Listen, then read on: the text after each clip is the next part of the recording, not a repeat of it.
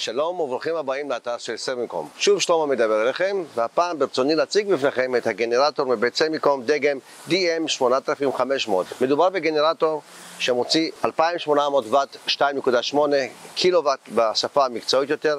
הגנרטור מצויד שני קונקטורים, שני יציאות ל-220 וולט ויציאה אחת ל-12 וולט. ל-12 וולט נועד על מנת להטעין מצברים, להפעיל מכשירים שעובדים על 12 וולט ללא צורך בשנאי. 12 וולט DC מתח ישר. הגנרטור מצויד במכל דלק של 15 ליטר, דלק 95 אוקטן. אין לשים פה דלק מעורבב, זה מנוע של 4 פעימות. כמו כן חשוב מאוד למלא שמן, פתח המילוי של השמן נמצא בתחתית, שמן 40, שמן למנועי בנזין ודיזל יכול לעזור לגנרטור הזה. כמו כן, גנרטור מצויד בבולמי זעזועים שמצורפים יחד. ההרכבה מאוד פשוטה, מתאים את הגנרטור על צידו ואז במקומות הנכונים שמים את הבולמי זעזועים, וככה הוא עובד על פעולה שקטה וללא רעידות מיותרות. הפעלנו את הגנרטור בעזרת הבנזין ששמנו, פתחנו צ'וק, הורדנו את הברז למצב הפעלה, הנענו את הגנרטור והתחיל לעבוד. חשוב מאוד להפעיל את הגנרטור כשהמתג הזה במצב אוף למטה, כל המתגים למטה. דקה או שתיים אחרי שהגנרטור עובד,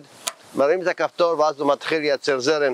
יש לנו פה מד מתח שמראה לנו כמה מתח יוצא מהמכשיר הזה. הגנרטור מיוצג בנתיך הגנה. יש לנו פה ממסר, ברגע שהזרם או המתח עולה על מה שצריך או יורד למטה מדי, הוא פשוט יורד למטה וכך הוא שומר על מכשירי האלקטרוניקה והחשמל העיקריים שלנו. בנוסף, חשוב מאוד להקפיד לחבר את הערקה ליתד לאדמה כדי למנוע התחשמלות. תודה, ונקווה שנשתמש בגנרטור לימים טובים ושמחים לפיקניקים בטבריה ולא למלחמות חלילה.